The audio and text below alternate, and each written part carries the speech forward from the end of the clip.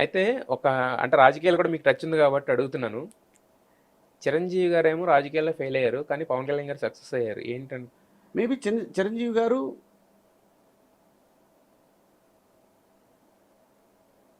Right టైంలో అన్నయ్య రాజకీయంలోకి రాలేదేమో అని నాకు అనిపించింది. హ్మ్. నాకు డివిజన్ తర్వాత అన్నయ్య వచ్చి ఉంటే హ్మ్. గన్ షాట్ సీఎం అయ్యేవాళ్ళేమో అనిపించింది నాకు. హ్మ్. అంతే. హ్మ్.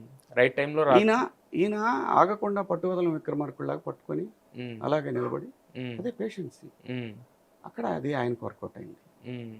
అంటే పవన్ కళ్యాణ్ గారి గురించి తెలిసినోళ్ళు ఏంటంటే ముందు నుంచి చెప్తా ఉంటారు. ఆయన ఫస్ట్ నుంచి అలాగే ఉండేవారు. కొంచెం అంటే ఏదైనా చేద్దామనే థాట్ ఇదంతా అండి. మీరు 2 సినిమాలు చేశారు కదా! ఈ అనుభవంలో ఎలా ఉండేది ఆయనతో ఎక్స్‌పీరియన్స్ అనేది మీకు?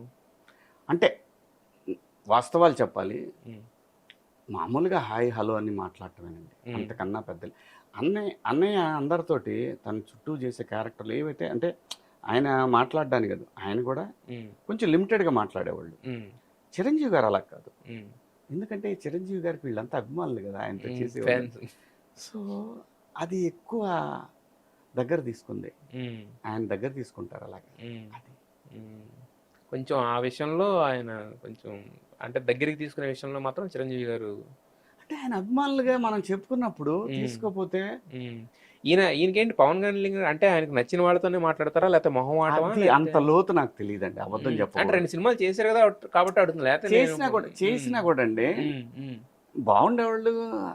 గుడ్ మార్నింగ్, హలోలు ఇవన్నీ బాగానే ఉన్నాయి. అంతవరకే. హ్మ్. అంతవరకేనండి. హ్మ్. కొంచెం నేను అనుకుంటాను ఆయన కొద్దిగా లిమిటెడ్గానే మింగిల్ అవుతారు అని హ్మ్. అనిపించింది నాకు. హ్మ్. It's okay. యెస్.